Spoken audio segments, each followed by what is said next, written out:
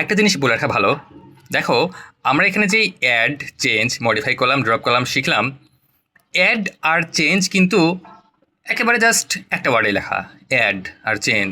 Add কলামও না, change কলামও না। কিন্তু মডিফাই আর ড্রপের ক্ষেত্রে মডিফাই কলাম, ড্রপ কলাম বলা। কেন এই কাজটা করছে আমি জানি না, ল্যাঙ্গুয়েজ যে বানাইছে সে জানে। তো এই জিনিসটা মেনটেন করতে হবে। আর আরেকটা ইনসাইট হচ্ছে, আমি যে এখানে ড্রপ কলামটা লিখলাম না, মানে আমি একটা কলামকে ডিলিট করতে চাচ্ছি বা ড্রপ করতে চাচ্ছি, সেজন্য হচ্ছে এই কাজটা। খেয়াল করে দেখো, আমি যখন একটা ডাটাবেসকে ডিলিট করতে চাই তখনই ড্রপ ডাটাবেস, আমি যখন একটা টেবিলকে ডিলিট করতে চাই তখনও ড্রপ টেবিল, এক্ষেত্রে কলাম ডিলিট করতে চাই এক্ষেত্রে ড্রপ কলাম। কিন্তু যখন আমরা একটা রোকে ডিলিট করতে যাচ্ছি তখন হয় হচ্ছে ডিলিট। মানে সব ক্ষেত্রেই ড্রপ, শুধুমাত্র রো ডিলিট করার ক্ষেত্রে ডিলিট। এটুকু আমার মনে হয় যে মনে রাখাটা কঠিন কিছু না, ইজি থিং। বাট ভুল হইতে পারে, এই জন্য আগে থেকে ক্লিয়ারিফাই করে রাখলাম।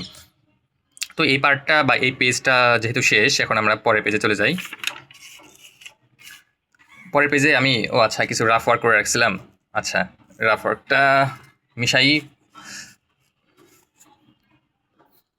মিশানো শেষ।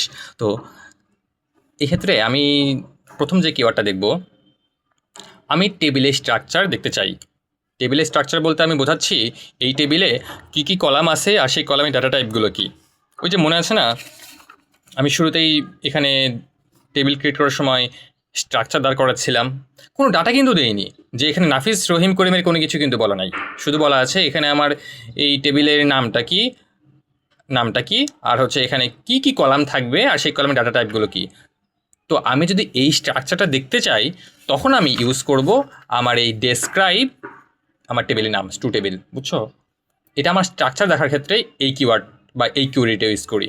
কিন্তু যদি আমি চাই যে আমি আমার টেবিলটাকে দেখব, পুরোটুকুই দেখবো, ডাটা সহ দেখবো, একেবারে নাফিস রহিম করিম ওগুলো দেখবো, আমি কলামগুলো দেখবো, আমি সব জিনিসই দেখবো, তখন আমি ইউজ করব select star froms two table. বুঝছো, মানে দুটার মধ্যে পার্থক্য হচ্ছে এটাই। স্ট্রাকচার চাইলে এটা, পুরো জিনিসটা চাইলে এটা, যে পুরো টেবিলটা ডাটা সহ দেখতে চাই তাহলে আমি select star froms two table. এখন দেখো একটা জিনিস, আমি এই কোয়েরিটা শেখার পরে এখানে পরে আরেকটা কোয়েরি আছে, ওইটাও কিন্তু দেখতে অলমোস্ট সেম লাগে, select star froms two table, select star froms two table. আমি ওই সেম জিনিসটাই এখন শিখবো, একটু মডিফাই করে শিখবো। বুঝছো, এই ক্ষেত্রে আমরা শিখবোটা কি, মানে এই এখানে যেহেতু আমরা পুরো টেবিলটা প্রিন্ট করতেছিলাম, আউটপুট দেখতেছিলাম, এখানে আমরা পুরোটুকু দেখবো না, এখানে আমরা দেখবো একটা পার্শিয়াল অংশ। আমরা পুরোটুকু চাচ্ছি না, আমরা কিছু স্পেসিফিক অংশ চাচ্ছি। মানে আমি শুধু চাচ্ছি যে ধরো যে এখানে মানে কোন কোন নামগুলো আছে, আমি শুধু নামগুলো দেখতে চাচ্ছি। ধরো আমার মনে যাচ্ছে আমি পুরো টেবিলটা দেখবো না, আমি শুধু দেখবো যে হচ্ছে এই এখানে কোন কোন নামের বান্দাগুলো আছে এই টেবিলে। তখন আমি শুধু দেখবো যে ঠিক আছে নাফিস রহিম করিম শামীম আছে, আমি এদিকে কি আছে দেখবো না, আইডি কি আছে দেখবো না, আমি শুধু হচ্ছে এইটুকু দেখবো। মন চাইতে পারে না, এটা হইতে পারে।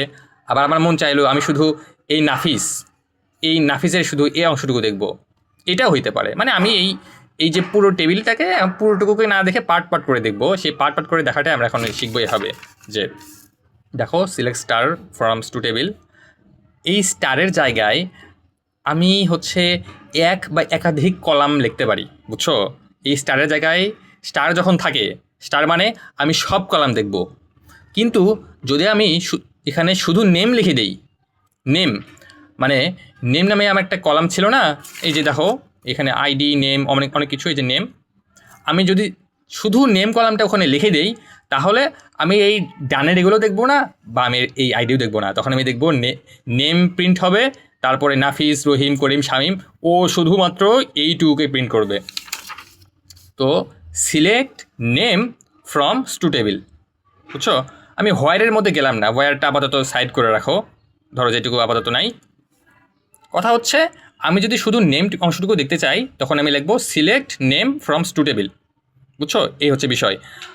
আর আমার মন চাইলো যে না, আমি রহিম করিম শামীমও দেখবো, আবার ধরো যে রহিম করিম শামীমের যে আইডিগুলো সেটাও বাম পাশে দেখবো, তখন আমি লিখবো আইডি কমা নেম এই স্টারের জায়গাতে, select ID comma name froms two table. বুঝছো, এখানে আমার তাহলে আইডি দেখাবে, নেমও দেখাবে, আইডি আগে নেম পরে। যদি আমার মন চায় যে নেম আগে আইডি পরে দেবো সেটাও পসিবল, তখন আমি লিখবো যে নেম কমা আইডি। ঠিক আছে, আমি এই দুইটা দেখলাম। আমার যদি মন চায় আরও একটা কোনো কিছু দেখতে, অন্য কোনো একটা কলাম, ধরো যেখানে মেজর ছিল, কার কি মেজর সেটাও দেখতে চাই, কমা দিয়ে মেজরটা লিখে দিতে পারি। এখানে তুমি যে সিরিয়াল চাও, যে কলাম চাও, এখানে তোমার স্বাধীনতা অনুযায়ী তুমি সেটা করে দিতে পারো, বুঝছো। আর ধরো এখন আমার কোনো কারণে মন চাচ্ছে যে এখানে তো অনেকগুলো নাফিস আছে, ধরো যে অনেকগুলো রহিম আছে, বা অনেকগুলো শামীম আছে। আমি চাই যে একটা করে দেখতে ইউনিক নাম কি কি আছে সেটা দেখতে চাই, বুঝছো। তখন আমি লিখব যে distinct name, select distinct name from two table. তো যখন আমি ডিস্টিংক্ট নেম লিখে দিব তখন আমার এই যে দেখানোটা ওইরকম হবে, শুধু একটা নামেরগুলো আসবে। যদি আমার মন চায় যে এখানে ধরো যে এই মেজরে CSE, CS, CSE, CSE, CS, CS, CSE অনেকগুলো আছে, সিএসি 10 বার আসে, সিএসি 3-4 বার আসছে, যখন মানে রিপিটেশন হয়েছে। বাট আমি এত রিপিটেশন চাই না, আমি শুধু জানতে চাই যে এখানে কোন কোন ডিপার্টমেন্ট আছে, কয়টা ডিপার্টমেন্ট আছে। তখন আমি কি লিখে দেবো, ডিস্টিংক্ট মেজর। আমি শুধু এই কোন মেজরগুলো ডিস্টিংক্ট ওটা জানতে চাই, তখন আমি লিখে দেবো যে select distinct major from two table, বুঝছো। আর আরেকটা হচ্ছে আপার নেম, এটা আরেকটা কিওয়ার্ড। এই কিওয়ার্ডটা কাজটা হচ্ছে আপারের ভেতরে আমি কিছুটা দিয়ে দেবো যে ওই এই বেসিক্যালি ওই যে নেম ওটাকে প্রিন্ট করবে, কিন্তু সব নেমগুলোকে ও আপার ক্যাপিটাল লেটারে করে দিবে, এইটুকুই পার্থক্য।